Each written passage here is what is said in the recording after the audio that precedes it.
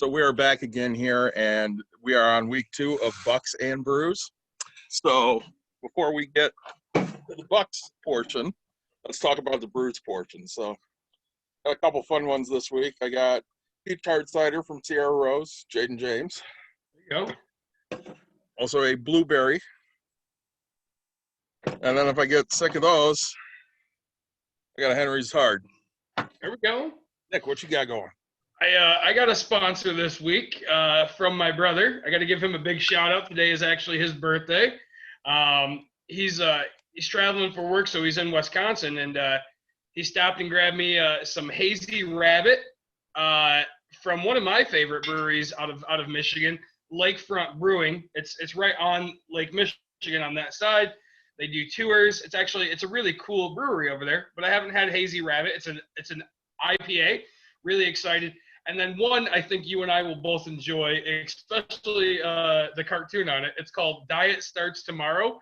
It's a chocolate oatmeal stout. So it's for those that are listening and not watching. There's this very, very overweight cat in a very small workout shirt and like some weights on his paws. So I'm really excited for that one. Big shout out to my brother for sponsoring this alcohol consumption for me. So that brewery is Carbon 4 Brewing in Madison, Wisconsin.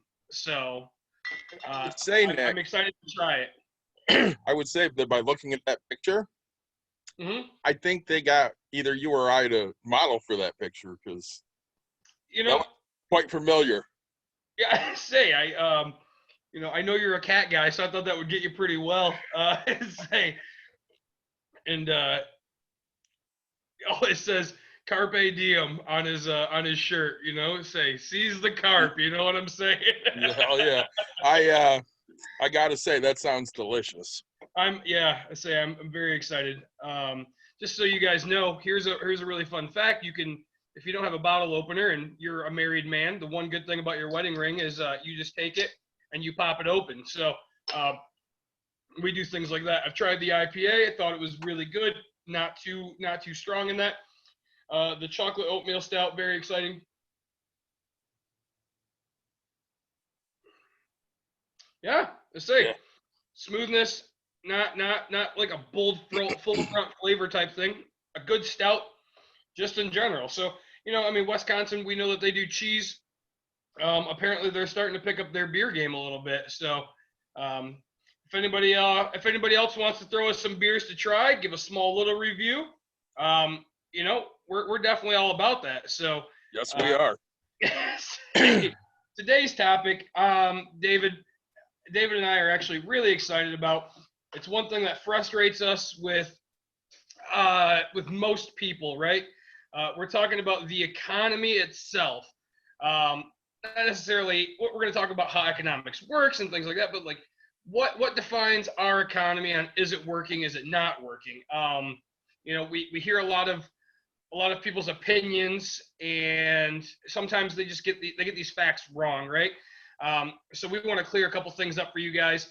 We're gonna touch on stocks, the stock market, the NASDAQ, the Dow Jones, things like that. We're going to get into depth on another episode of single stocks and things like that. But today we wanted to do a broader thing on what the economy looks like, so. Well, and I really wanted to dive into this subject because I was arguing with some dumbass earlier today. Apologies if the dumbass is listening to this because, hopefully you are and you'll learn how stupid you really are. Yeah. I got into an argument because they were talking about how great the economy is because the stock market's just so high up. And I get sick of this argument, okay? And I really kind of broke it down for this person. I said, listen, rich people own a lot of stock. They make a lot of money in the stock market. It has nothing to do with the economy. Poor people have no money, so they don't put money in the stock market, so they're not making anything. Stocks are for either the rich or the forward thinking. Would you agree, Nick? Yeah, I think, I try not to say it's just for the rich because we talk so much about 401ks. We talk about getting your money in there, right? I mean, there's the filthy 1% type thing, but we try to make this so it hits the masses. So I don't want to say it's just for the rich. Like, yes, when you have, when you own 1,000 of one stock and somebody owns one, they're making 1,000 times or losing 1,000 times. People forget that loss happens in such a big spurt, right? Like, so again, you get excited to make $2, they're excited to make $20,000. They get pissed when they lose 20,000. You get pissed when you lose $2. So, and That's kind of why I qualify it as rich or forward thinking. I say forward thinking. I really like that. I'm excited to dive into the stock market itself and what it's a little bit about. We got my little YouTube star here. Guys, I know we're talking about this. I want to take a quick second because she's really excited to play with one thing. We're going to be doing another couple small things for children, all the way from the ages of, when we think you should start teaching them money and investing. Yeah, it's this thing. You guys will see this, whoever watches it, and we're gonna talk about all the way up till we consider your parents taking care of you until like 18 for most people. So just a heads up, guys, we're gonna be my kid, once I bought this little toy, she got excited, right? So it just proves like, hey, you just gotta find that little thing to help drive these kids with money. So yeah. So again, when we're talking here about the economy and the stock market, obviously they're two different things. There's a lot that goes into whether we have a good economy or not. One of them is where our GDP stands at. And for those of you that don't know, GDP is gross domestic product. Correct. Yes. So stuff we're making, stuff other people are buying. Go ahead. I want to touch base just a little bit more on that, right? So it's things we're making, right? Things, not necessarily just selling, but things that we're right. So we heard back when Trump kind of first started this 4 years ago, one of his big things was to raise tariffs, and everybody's heard the tariff word. Well, so that's because we're bringing so much in. I mean, everybody makes the joke of, our hats are probably from China and they represent a USA team. Now we're both checking. China. So I didn't get to see where mine's from, but so, and it's this giant thing of, but here, right, in America, we have a lot of farmland. We give away a lot, or we sell a lot of our stuff. We do, back when you're, I guess my parents were young, my grandparents type thing, right? Pittsburgh was known as, the steel area, right? So we sell these steel beams. I mean, countries buy from us to build their buildings. So we export a lot more things than some people tend to think about. I mean, a Corvette is known here, but it's really expensive over there. Where you go to Europe and a Ferrari is cheap, but a Corvette's $1 million, and it's the opposite around here. So because it costs more to get here. But really it's again, gross domestic and product. And so domestic means here, local, USA, domestic. And then everything is international besides that. So I don't want you guys to think we're thinking that you're dumb. Anything like that. We're trying to educate on what things actually are. Well, and when we're talking about the GDP, it's basically the monetary value of these goods and services that Nick's been talking about. So, Pittsburgh, what used to be the steel capital of the world, it's the steel city. The defense for the Pittsburgh Steelers is the steel curtain. I mean, everything with them was steel. Everything with Detroit's always been auto. Okay, auto capital of the world because Ford's there, General Motors is there, Chrysler's not far from there. So I mean, you look at these things and that all factors into your GDP. And basically what they do is they use this to give an idea of how a country actually is growing, their economy and their actual country is growing based off of this gross domestic product. Okay. Yeah. So don't really want to take you too far into the weeds on that because everybody got bored in high school learning about this stuff, so we don't want to bore you. But there is some people that they might have fallen asleep back in high school And trust me, I did. It was just something I kind of knew. And then now that we're doing this, I just enjoy it a heck of a lot more. It's nerdy talk. Let's talk about it. So Yeah, and it really is. So, and I mean, when we talk about GDP, so I pulled up some stats because I love stats. So earlier in the year, I don't know when this was updated. Our GDP sat at $19.48 trillion. Okay. Tops in the world. China right behind us at 12.123 trillion, and Japan right behind them, but they're only at 4.87 trillion. And I mean, when you think about that, landmass wise, the United States and China are pretty big. Japan's this tiny little island. Most of the people, live in Tokyo or, nowhere, because say, is there another? Yeah, no, and right, but it is right, but and we get a lot of our electronics. I mean, we get all of our electronics from over there. I mean, yep. There's very limited stuff that's made here. One thing that I think we want to transfer into the stock market and how it doesn't represent the economy in a general. Everybody thinks that, again, as David said, because the stock market is high, the economy is doing well. No, that means that specific companies are doing well, right? I mean, the stock market, we've hit on it a little bit. You buy into a company in faith that they're going to grow. And if they grow, right, if they sell, then their stock usually goes up because they're going to build a new plant. Forgive us for talking about plants and the industrial side of things, because we're from the Midwest. That's kind of what our mindset is. I mean, we are Detroit area. So we will be talking a lot about that type of a thing, especially from my background. But right, so if I, and we know Tesla's a huge thing for me. They came out with the truck. A bunch of people, pre-bought the truck that's supposed to come out, and then say Tesla's competitor, right? The CEO just stepped down.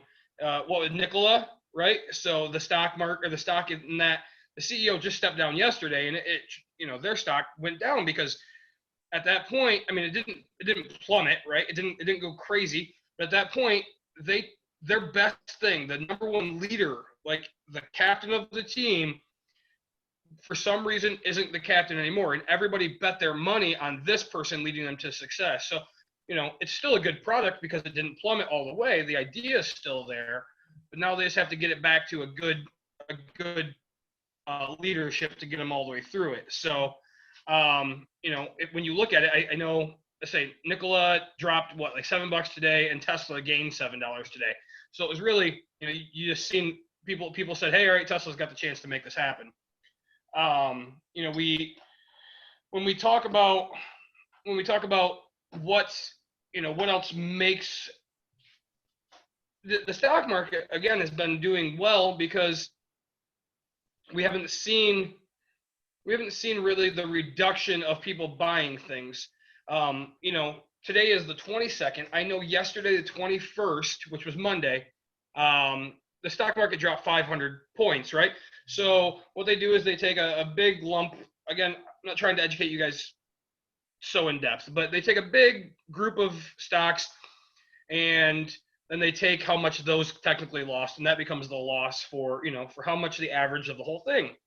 But it dropped 500 points, and there's talk about, well, because we haven't seen another stimulus come out, we haven't seen money keep going into the economy, we haven't seen people buying all of these things that they used to buy on a regular basis, right? So the growth in that technically hasn't gone up. So these companies are, on that exact day, it's saying that these companies aren't ready to expand. When they're ready to expand, they go.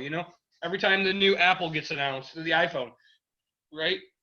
We watch it. Nintendo throws out theirs. We watch it. Coke. Coke's been around forever, and they constantly grow, and they're constantly, they're not growing to the point of Amazon where they're opening 1,000 warehouses every minute, but Coke will open a new thing, and they'll come out with a new line, right?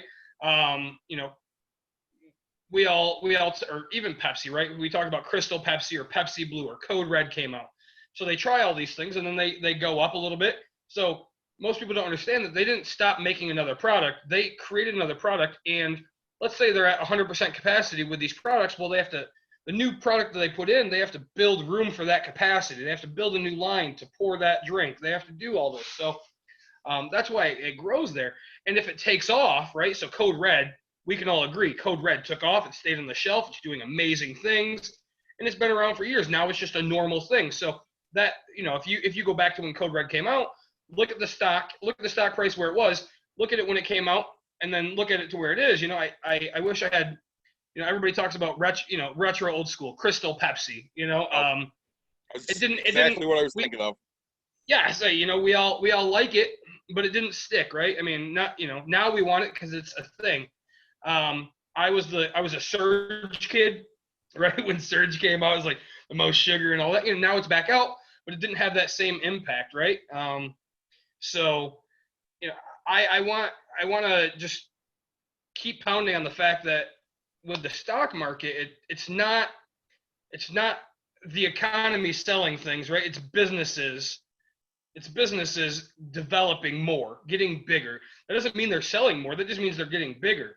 When you buy space, you don't actually, you technically spent money on space. You didn't sell a product at that point. So if something fills it in and sells, then yes, we've gained there in the economy. But if it doesn't, then they go back. So, and big companies attempt to try to make sure they get something to fill that space. So, well, I'm going to relate this, and I'm going to use Nike as my example because I love using them as an example. So when we're looking at things, Nike obviously sells to consumers. They sell to corporations as well. And when we want to look at the health of Nike as a whole, we look at, okay, what's their revenue? What does their profit loss look like? What's their stock price looking like? So when 2 years ago, Colin Kaepernick, he got signed to Nike and he was exclusive, and they did this, do it for a reason or don't do it at all, or whatever that thing was, one of their just do it campaigns, and it centered around Kaepernick, and everybody's like, screw that, he kneeled, I'm not buying anything Nike. And the stock price was going to go in the tank. I bought a bunch of Nike stock. Nike stock at the time was around $68, $70 a share. It's up to $129 as of my last check, like an hour and a half ago. Sure. So when we're looking at Nike, we know that Nike has been the leader in sports equipment since the late 70s. So we're talking 40 years. It's extremely popular because it has been the leader for 40 years. A lot of people use it. They have, agreements with, like, the National Football League, for example, supplies all uniforms. All of them are Nike. They all have the swoosh on it. So when we're looking at it, we know that Nike's very healthy, and if you're investing in that, you're probably making money. But does that necessarily mean the economy is good? It definitely does not, okay? We can't equate that to the economy because that's just is a company doing well. So when we're looking at the stock market, we can say, okay, Nike as a whole is doing really well. Their stock's really high. Disney's doing great. Their stock's really high. And then we look at some other stocks that maybe aren't as high, and they've been dropping, or maybe they went out of business. So, to use an example here, Nick, if I was going to offer you 1 share of Nike stock or 10 shares of JCPenney's, which one are you taking? I'm going to take the Nike stock. And why? Well, I mean, right, because JCPenney's, now that we know that JCPenney's trying to file bankruptcy, or they might have already done that, right? Their history just isn't constantly there. They're not looking, again, they were talking about closing stores. They're not talking about expanding and opening, right? You don't see JCPenney ads out there. You don't see these big things. So, right, when people are marketing and trying to push for more things, that means they have potential to grow. When they're talking about closing stores and laying off people, yeah, no, if they rebound, yeah, I'd hit $1 million, but I'm more conservative. I'm going to take that guaranteed chance if I only have the choice of 10 or 1, and that's where all my money lies. I'm taking the 1 stock. Well, and when we look at it, really it's so many things factor into that stock price. So, Nike's not making shoes in Chicago, Illinois. They're not making shoes in Los Angeles. They're making shoes in Thailand. They're paying, $1.50 for a pair of shoes. They make a pair of Jordans, it's $1.50. Yep. They come over here and they sell for $150. That's huge profit. Even with the fact that, they have to ship it over here, they're still making a huge profit, which again goes back into what Nick was talking about earlier. A lot of the stuff we have made in China.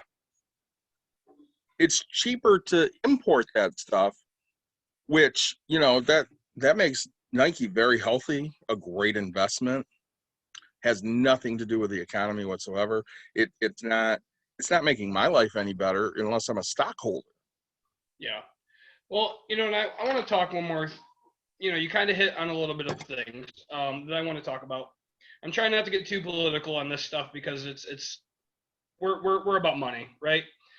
So Colin Kaepernick signed, right? And you said a bunch of people said that they were gonna stop buying Nike. Okay, well, the amount of people that are buying Nike, the people that said they're gonna stop buying were probably people that weren't buying. You figure, let's say 50% of them were probably not buying Nike in the first place, and if they did, it was one pair of shoes. Now you got Nike again. They have the NFL, right? And the NFL, yeah, they tried to do however you want to look at it with Colin, right? Whether they pushed him out or whether he just was, I don't think he was the greatest quarterback in the first place, doesn't matter. But Nike was like, all right, hey, here, we're going to go here because we see that people like David are like, oh, I heard that these people are going to stop buying. I'm going to start buying because they want to support. So on one side, there's the anti-support, and on the other side, there's support, right? So when you talk about Taiwan, where the shoes are made, okay, I've heard it a million times from so many people. Oh, man, child labor laws, and they don't, they don't use children in it.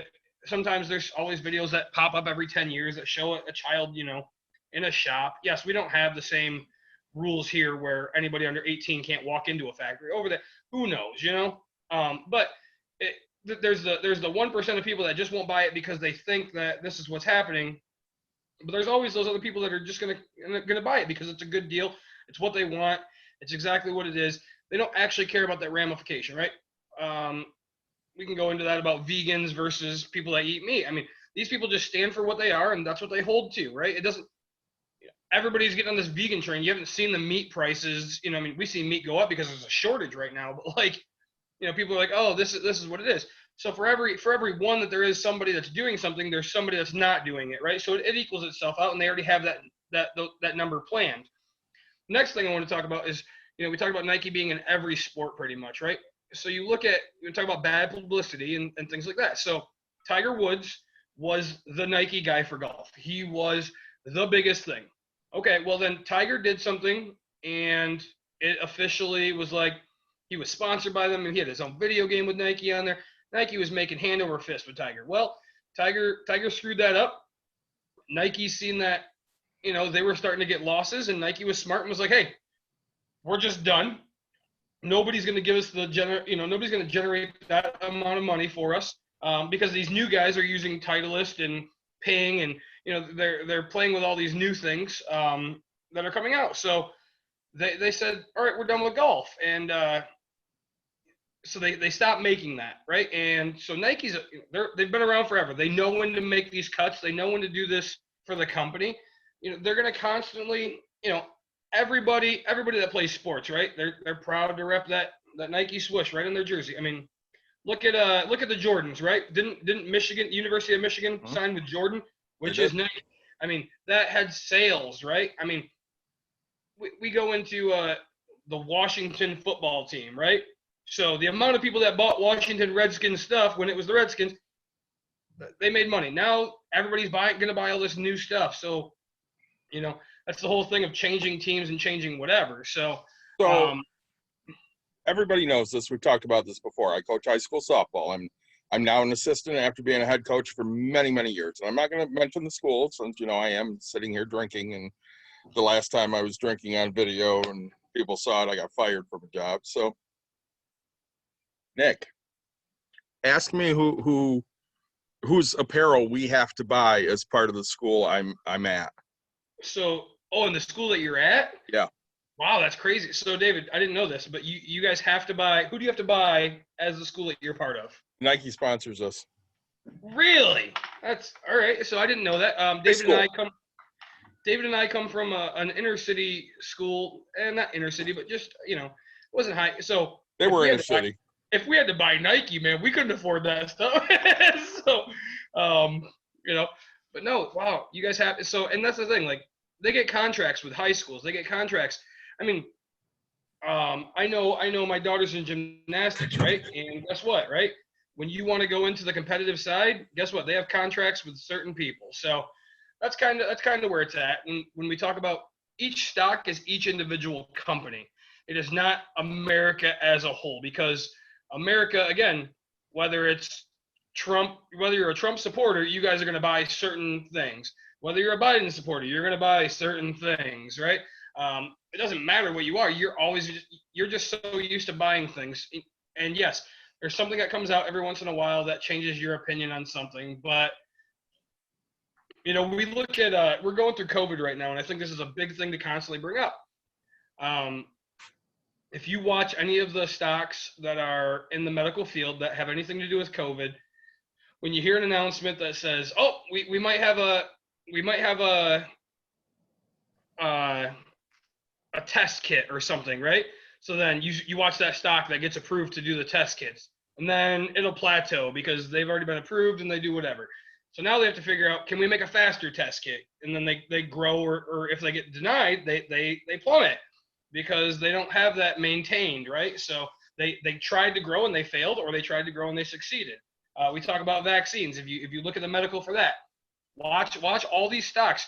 They get really close to a vaccine and what they're trying to practice, and people go, yep, this is the one that's going to hit, and then the what is it, FDA doesn't approve it, right? FDA doesn't approve it, and so the stock plummets, right? So it didn't happen. So if it happens, it sticks and it goes, but that doesn't, that means that company can officially sell products. So um, I know we talked about Disney real quick, but you're a big Star Wars guy, huge Star Wars, and when you watch Disney stock, when what we as normal people with normal money look at, and they paid who was the guy that wrote Star Wars, George Lucas. right? They paid him what, like $8.2 billion or something like that, Some crazy number. right? And so everybody's like, oh, that's insane, I can't believe it. And they've come out with like 6 movies since they bought it. They've come out with all these toys. They've come out with everything. They've created an entire park, for Harry Potter people, right? I mean, look at Disney. So you keep wondering how Disney can grow because they tear down the old and they build something specific to a thing. Harry Potter's got this own section. They sell all the Harry Potter characters, everything about it. They make money on everything, right? It's insane to me. So just know that each business and whatever you can think of, there's some type of a stock behind it. Well, and this brings up a great point. So Nick brings up Disney and Star Wars, and for those of you that don't know, I like to wear costumes and stuff. Okay, I go to Comic Cons, love it. So I'm part of a Star Wars costuming group that is actually recognized by LucasArts, which is owned by Disney. And we have certain requirements that we have to do for Disney to allow us to do what we do. And most of what we do is charity events. We do, hospital visits or epilepsy walks, or, some of the other fun stuff we do. We do like baseball games. We'll go and during their Star Wars night and dress up and, stuff like that. But if we don't adhere to what their policies are, they'll put the kibosh on that, and we don't get to do any of that stuff anymore, because we are using their licensed apparel, basically. I mean, they're not selling it, we're making it, but they own it, so I can go out and make a stormtrooper helmet, but that's their intellectual property. So if I'm trying to charge people money to take a picture with a stormtrooper, they're not going to be real happy with that. They're going to put the kibosh on that because they own it. Yeah. It goes back to when we were young kids, right? We always laughed at the Pepsi thing on VHSs, if anybody knows VHSs. But no, DVDs have the same thing, right? Don't copy, $25,000 fine, right? Because this company owns the right to sell that video. You're just trying to make $5 off of it. They're trying to make their $5, right? So they own the right to make that $5. You own zero rights to make money, Right. right? I'm gonna date myself, or I'm gonna date myself depending on who you are. But LimeWire or FrostWire, right? When you were pirating songs, I mean, that's when iTunes kind of started up, because they were like, hey, we'll charge 99 cents a song. We'll do all these things. David's laughing because he's like, he was already up there, and I was a kid doing this stuff. Yeah, Napster. Napster was mine. Right. But you can't take, so again, if a stock can't grow without money, and you can't make money if you're letting other people have it for free. So the old saying is nothing in life is free, and that's a very true statement. So, so we did an episode a couple weeks ago talking about Dan Price from Gravity Payments, right? So if you guys have not followed Dan Price on Twitter, you are missing out. This guy is a fantastic follow, and a lot of times he's talking about what he's done with his company and what the problem is with the current economy we live in. And I watched a interview he had the other day, and he was talking about how, through this entire pandemic, we're sitting here and, we got a stimulus, which basically amounts to about $6 a day, if you got $1,200 since the pandemic started. And billionaires have gained like 40% wealth during that time. I'm saying 40, it could be more or less, I don't know, but it was a lot. And how sickened he is by that. And he started talking about trickle-down economics, which trickle-down's another thing I got into a fight with somebody the other day about. Let me tell you right now, for every Nick and David that are out there that are sitting there going, you know what, I just do this because I enjoy it, there's 100,000 people that don't enjoy helping anyone, okay? They're just looking to better their bottom line. So they're not trickling anything down. Nick and I are sitting here. We're talking about things. We did a real estate episode last week. He gave away some of his secrets on what to do. We did how to buy your first house with TJ and Danny a month or 2 or 3 ago, whatever it was. And he told them specifically, because they're like, yeah, I don't know if I can buy a house because, I'm stuck in this lease. And he goes, yeah, negotiate the buyout of the lease into your purchase of the house. You know what? I'm 43 years old. Nick's 10 years younger than me. I never heard of that before. Most people, nobody's ever heard of that, right? Like, that was the only reason I thought of it, is because I know that if a tenant comes to me, I'm going to say, hey, look, it came to me because a friend of mine is a real estate. He's an investor, but he's also an agent. And he goes, if you buy with me as your agent, I'll let you out of your lease. And because basically he's paying himself to break the lease. So that's kind of where it came from. And it just, right, you learn knowledge, and I'm willing to give that type of stuff away. I have to go back and praise David. I'm sorry, guys. Right. Him and his wife, they do. Yes. We, if you're not watching, right, you think it's funny when somebody says they dress up. I tell David, it's hilarious that you guys dress up in character. We have our fun, but the impact that these people make in other people's lives, and they don't get paid a dime for it, right?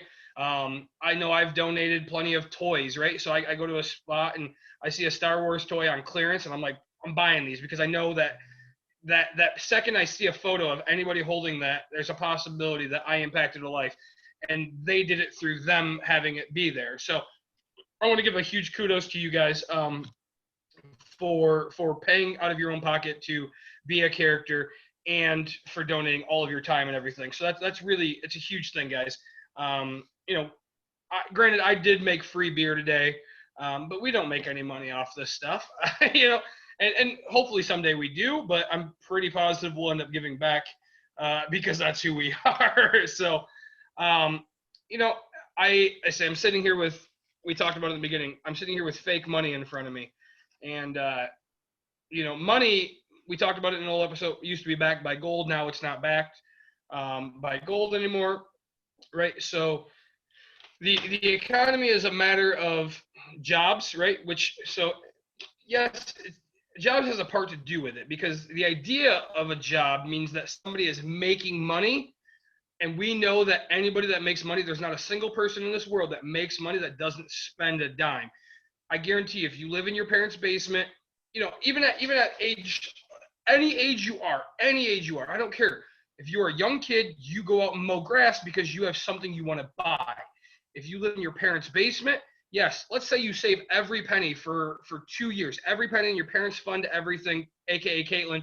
Um, so, but so if you save every penny, eventually you're gonna buy probably a house or a property of some sort.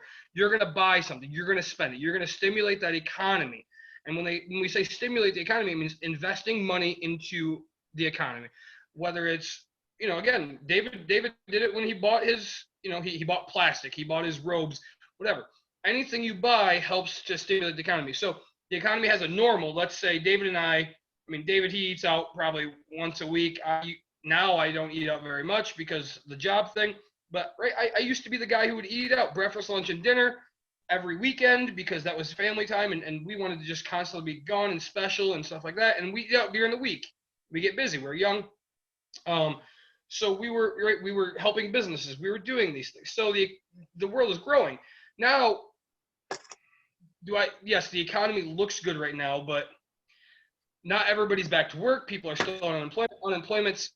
Unemployment's helping, but they haven't guaranteed that extra $300 per person right now. So I mean, we're gonna see a big turn here very, very shortly. People aren't gonna be able to afford bills. People aren't gonna be able to afford to go out to eat. I mean, people are still gonna do it. They're just not gonna afford it. Now, let me be clear about that one more time. People cannot afford it. They're still going to do it. So we have this fake right now. And yes, you might say I'm lying and it's whatever, but no, everything catches up with people in the normal of things. So, right, you had the trucks back when the COVID hit, like 2 months in. If everybody remembers, cars, trucks, blah blah, 0% interest. So, a bunch of people went and bought cars. Well, they thought they were going back to their job, and some of those people are not. So those cars are going to get turned back over. People didn't have the money to pay for it. They borrowed it, and it's going to get turned back over. So that's where that economy is going to start taking the hit.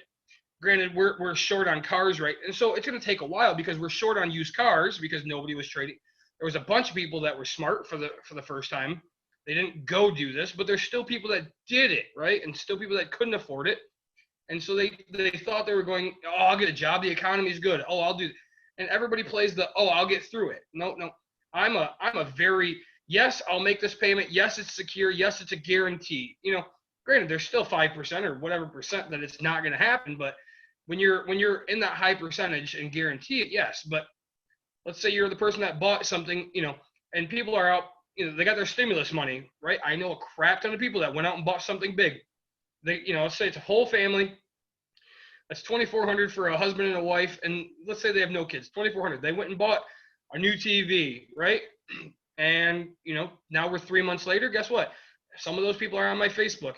Oh man, I need the other stimulus. I ain't got no money. And it's just like, so I'm already seeing it from my people that are not financially smart in what they're doing. So I personally think that we're in this fake economy right now where it does look good, but think about every restaurant is at half capacity here in Michigan. Everything is at half of whatever. So yes, they're doing to-go orders. So let's say they're at 75%, but still, I mean, eventually these jobs.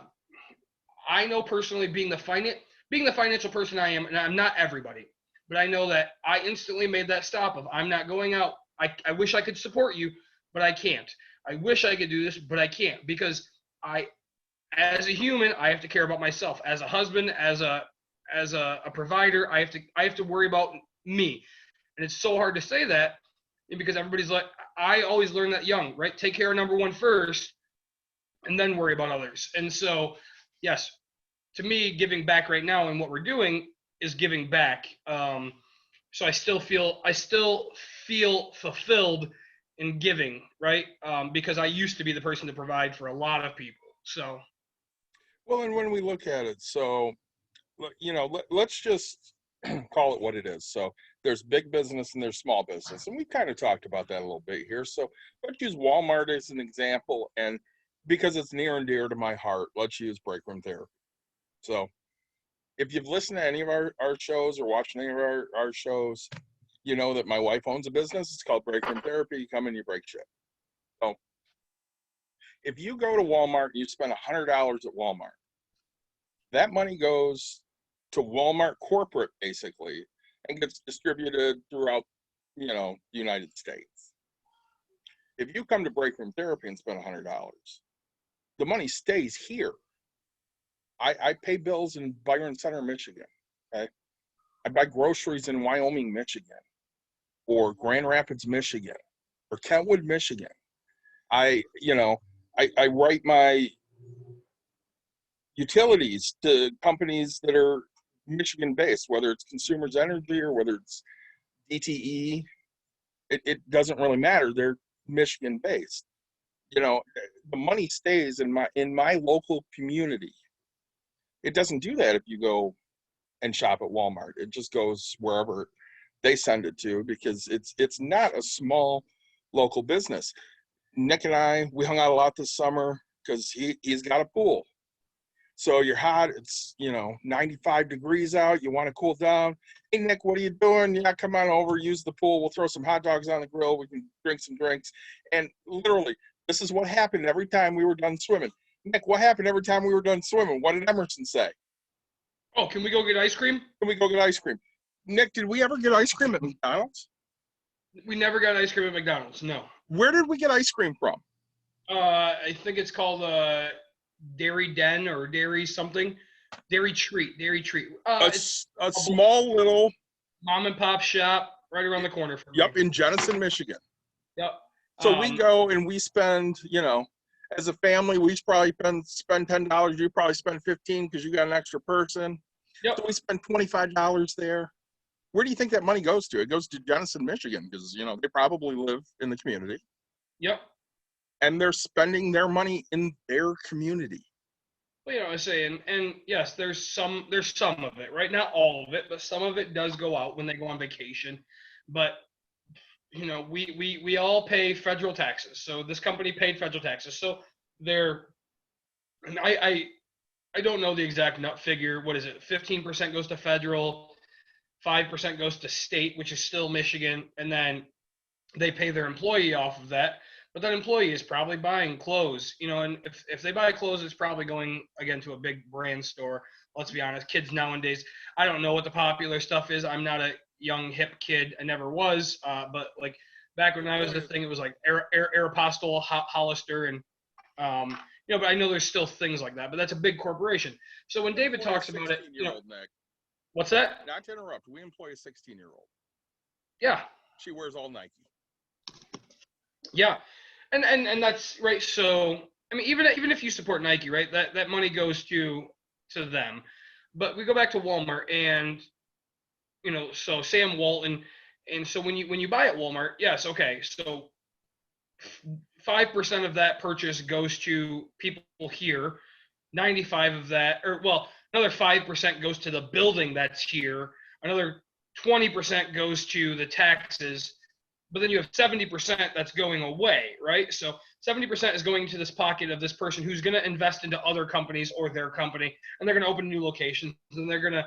I mean, we all know it, right? So what is it? Five of Sam Walton's top heirs are on the top 100 richest people, right? So they're either A, hoarding money, or B, they're on their big giant yachts. And so yes, the yacht company made money that one time, but it's not like they're buying a new one every day. So,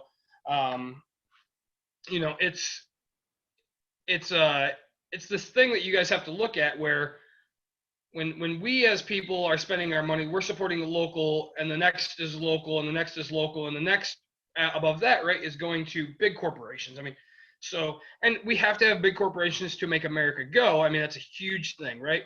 If we tried to make a car ourselves, it would cost us $100,000. And granted, trucks nowadays are nearly that. If we made a truck, it would cost us $100,000 to machine way more than that. Let's be honest. It's probably 500,000. Have somebody machine it, have somebody do everything to build a mold to do all that. But if you can mass produce things, right, that's how they get it down to $60,000 nowadays for a truck. I still want to do an episode about why things are so pricey. I think that's a big thing for me. It frustrates me so much. But again, the economy has, again, so we talked about employment and how it represents what the economy looks like, because if people are spending money, if they have jobs, they spend money. So that stimulates the economy, right? If people are investing money, that stimulates the economy. Yes, the stocks and all that are part of the economy. It's a part of it. So yeah, but it doesn't represent the whole thing. It represents a small amount for what it actually is.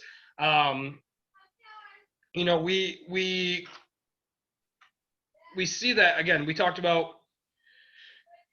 COVID shut down a bunch of places for quite a while. So we seen stocks were really slow at that time. You didn't hear everybody go, "Oh, the economy's horrible." No, these places weren't making money. The economy wasn't horrible. The economy was technically shut down for a little bit. I mean, personally, right? Europe, they shut down everything and they made it by type thing. But when people are buying houses, I'm a real estate guy. So when you're buying a house, you're stimulating that economy. So you're purchasing property strictly here in this location. You're giving that realtor money. They're if you work for a big large company, Keller Williams or something, right? So Gary Keller is making a bunch of money because his name's on this thing, but he's built himself to that point. But most of your money is going back to the agent itself, and they're probably the one putting their name on your kid's uniform that says, "Hey, Nick Watkins Real Estate," type of thing, or whatever it is. I'm not a realtor. So, but right. So these small businesses, and yes, once in a while you'll get a Meyer to throw it out there, but it's probably because the mom or dad is the manager of something, and they got them to get it. But Walton's technically didn't throw out their money for it. It was petty cash that they're like, "Yep, sure, let's do this." So you go to big league things like PNC Park, or you go to Ford Field. Yes, okay, that money specifically comes out of the company because they've made money and they're trying to drive up. So, well, if you want to stimulate the economy, you don't give money to rich people. Okay, rich people have money. Can you hear me? Yeah. Okay. So you don't give the money to the rich people. You give it to the poor people, because the poor people are the ones, A, that need the money, and B, are going to spend it. So you find lower class or lower middle class, or even at this point middle class, if you can find any middle class people, and you give them $1,000. And most of them are not paying a debt. Most of them are not putting that money in savings. I mean, Nick and I are. The majority of them are spending that money. They're like, "Hey, I need a new TV. My TV sucks. I'm going to go spend $100 on a TV." Yeah. Or, well, I haven't bought some groceries in a while, so I'm going to go buy some groceries. I was saying, you brought up a good point, right? So money into savings. Okay. So the banks stimulate the economy in general, right? So, because we don't think about it because 90% of America doesn't make enough money to be the bank. So when I throw my $250 into the savings account, they put mine with David's, with David, with my buddies and all my friends. So technically we buy one person's car, right? So they take all of our money and they loan it out to one person, and they say, "Okay, we were the source to get all your money. We're going to loan it out." And then they make their 4% or whatever the heck the crazy number is on loaning that money out, and that's how the bank makes money to pay for their tellers. And the more they do it and the more people pay that bill, the better that bank does, and then the better they can, and that drives up the economy by saying, "Hey, there's more money to lend, there's more money to be borrowed," right? The same with a house, right? It takes a 30-year mortgage. It's your biggest purchase. I mean, here, what, $250,000. You can, I mean, and we have $10 million houses. We have, I'm looking at a house tomorrow for 40,000, right? Granted, Muskegon has houses for five grand. So, but you still, I think let's just stick with normal numbers of what you can loan on, and that's $40,000. If you borrow $40,000, you're paying back 5% over a 30-year period. So you're making a buttload of money off that. And if anybody, that's why we harp on, hey, pay your house off early and do this, because honestly, you're just paying somebody interest. You're giving money to keep letting other people borrow money. So the more you keep paying it back. So let's say you buy a $100,000 house, you're going to pay $100,000 worth of interest. So you're double buying your house. Well, now they have $200,000 to loan out, right? And granted, it happens faster than that. But so now the more that they do it, let's say every 10 houses, they can just keep keep giving more and more people 100 grand, 100 grand, 100 grand, 100 grand. And so then these people are all, by the 100th person, that's 100 grand each person that they keep throwing it out there. So, the more that we can invest, the better that the economy is technically doing. Well, and when we're talking about economy, we touched on it in the beginning. Stock market is not an indication of what the economy is doing. Whether you're looking at the NASDAQ or the Dow Jones or the S&P, it doesn't matter. It's not an indicator. Nick, what for me is a big indicator on how the economy is? Interest rates on my checking or savings accounts. Huge. Because if a bank's sitting there going, hey, I'm going to give you 3, 4, 5% on your checking or savings account, you can guarantee the economy's doing well. They need you to invest your money with them so they can loan it out to other people. When the economy's doing poorly, they're giving you 0.5%, 0.75%. I can tell you right now that, my daughter has an account with Ally. It's just a savings account.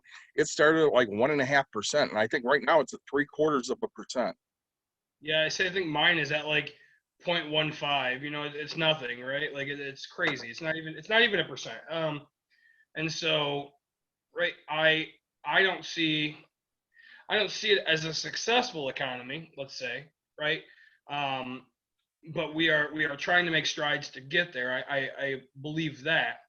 But and this pandemic doesn't help. It doesn't help move money around. I mean, we talked about, I think we hit it quite well with the coin shortage episode, where right, people aren't spending money to get the coins back. So when you get coins, you move it over to the next company, and they get those coins, and then they keep moving it, right?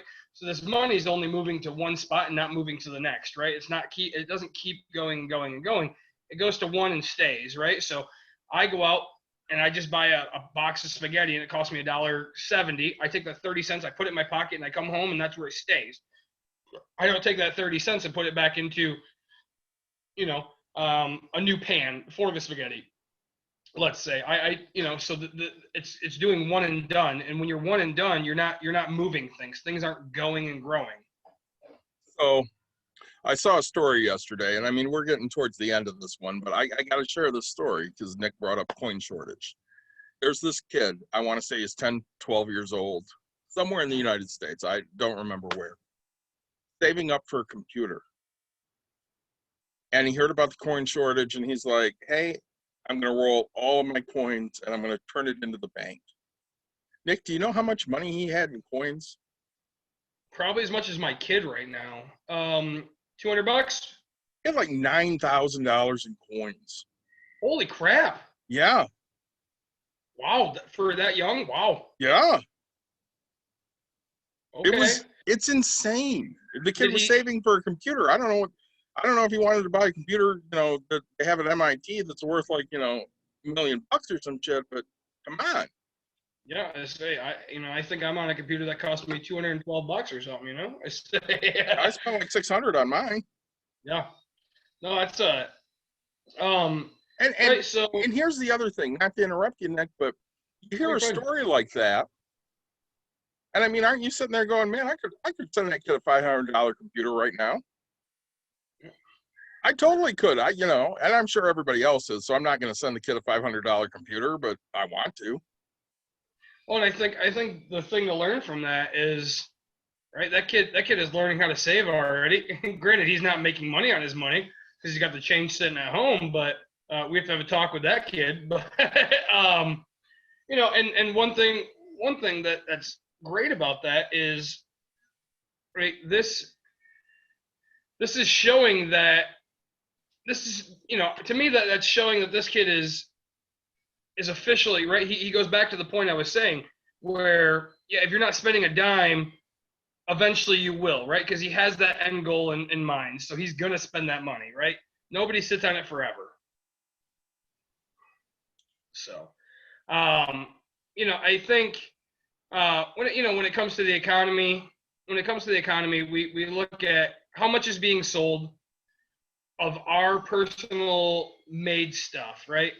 Um, so, and that does do with small business things, right? Because I mean, that usually is a domestic product, usually, and so I guess I judge the economy on small businesses and if they're succeeding for the most part, right? Because everybody's doing these Etsy shops, everybody's doing eBay. eBay is a lot of used stuff, but Etsy, right, it's usually brand new homemade type things and stuff like that. So, right, if people are buying those types of things, then they're doing well. Or if people are coming into break room therapy, right, they have money, they have extra money to spend. Yeah, I mean, there's probably people that are spending on a credit card and it'll catch up with them. But so if you have extra money to do things, you're helping that. So, but we've seen it. We talked about it. There's a giant list going around of all these small businesses that are going out of business, and so you can't have a society based off of just large corporations, right? It's you know, uh, you look at China, and again, there's everybody thinks that China, all it is just manufacturing of products to come here. But when you open your eyes, you go and you see there's every street vendor making 15 cents off of. And granted, they don't sell corn dogs, but they're selling a corn dog for 15 cents.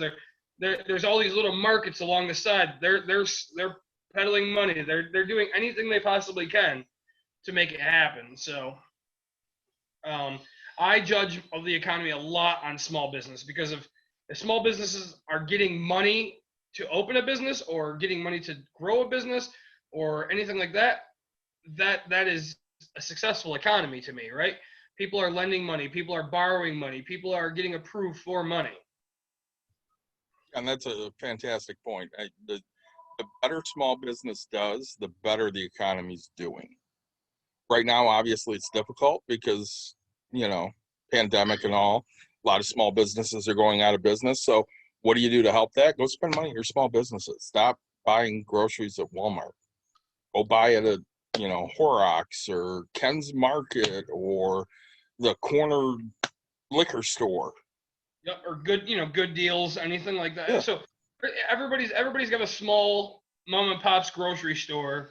I mean, we talk about here in the Midwest, Meijer, nationwide, Walmart, right? But I mean, there's always that something, right? Just south of us, there's Felposh's, which, yeah, a lot of stuff comes from Family Fare, but they're still mom and pop owned, right? So Oh, buy at these places. when I was a kid, I going to school in Plainwell. I went to Cooper Elementary, which, for anybody that knows the, Plainwell, Kalamazoo area, Cooper's a very small township south of here. And they have a corner market that's called Gills. Yep. I used to get garbage pail kids or baseball cards from Gills because my grandmother worked there as a cashier. She wanted something to do while she was retired. So she would be there as a cashier, and every time she went to work, she'd come home with a pack of garbage pail kids or a pack of Topps trading cards or Donruss or Fleer or whatever. And I was always excited when she went to work because I knew I was getting something when she came home. My mom burned all the garbage pail kids because she wasn't real good at money, but hey. No, and that's right. So the more things are getting bought that are local here, the better it's getting done. So I would say, there's not many local companies. I mean, yes, they're big, large corporations, but it takes a lot just to get into the stock market, right? You have to have a certain worth. You have to have a certain potential just to open up for investors to invest with you. I look at for anybody that's a board game player, right? What is it? Kickstart. Kickstart has a lot of small town people trying to push their little product, right? So if those things are doing successful and you're getting investors, right? That's where you see success kind of come from. So, I hope that we touch base enough without diving into schooling on economy and how it actually revolves and how it works to educate you guys. If you have any questions specific on what you're seeing that we're not seeing type of a thing, we'll give you educated answers of what we find educational. We'll debate you. We'll do anything. So leave your comments below if you're on podcast, because that's what we're doing with Bucks and Brews. Very exciting. Right? Give us a review. We hope it's an amazing one. As always, YouTube people, like, subscribe, share. Podcast people, subscribe to the channel because you're going to want to hear this lovely voice for the rest of your life. So, well, and just to hit on the podcast people for a minute here. So we started doing this in, I want to say, late April, early May. So we have a whole lot of YouTube episodes that are out there, and if you want to see us, because we are just so handsome, you can sit here and look at us, and that's great. But podcast wise, we've only got 2 episodes out there right now. We're gonna, I'm gonna just kind of sparsely throw in some here and there. So if you haven't watched the YouTube show, make sure you're subscribing on the podcast, because you never know what we're going to talk about. Some of them will be a little more timely than others. Obviously, we did pandemic episodes at the beginning of the pandemic that, if I drop them a month from now, aren't nearly as timely as they were back then. But hey, like Nick said, like, subscribe, share, let your friends know. We got a lot of stuff to share with you, and really we would love your questions. We'd love your comments. We'd like to know what you want to hear about, because we sit here and talk about the stuff we like, and we'd like to talk about the stuff you like. Yeah. I say, you never know when we're going to find something that we like that we forgot that we liked. So, absolutely. If it's money related, I'm guaranteeing we're going to like it. So, big shout out again to my brother, but also Lakefront Brewing for a great IPA. Carbon 4 Brewing in Madison, Wisconsin. Great chocolate oatmeal stout. I'm not going to rush out to buy it, but I will definitely drink it, and I'll stop into the brewery when I go to Wisconsin again for sure. So, shout out for Sierra Rose, Jaden James, Cascade Winery, whatever you want to call them. Fantastic couple there. If anybody that's watching this if you're from out of town and you want to come in, we're going to take you to Jaden James Brewing, because they're going to have a peanut butter porter that I'm just going to drink, and I'm going to drink some great wines. So they have one of the best peanut butter porters ever. They do. I mean, I agree. I think the Bob beats them out, but Bob doesn't have theirs all the time, where Jaden James has theirs on a constant. All the time. Yeah, I love it. All right, everybody, we appreciate you, and we'll see you next week. We're talking about day trading and individual stocks. Take care, y'all.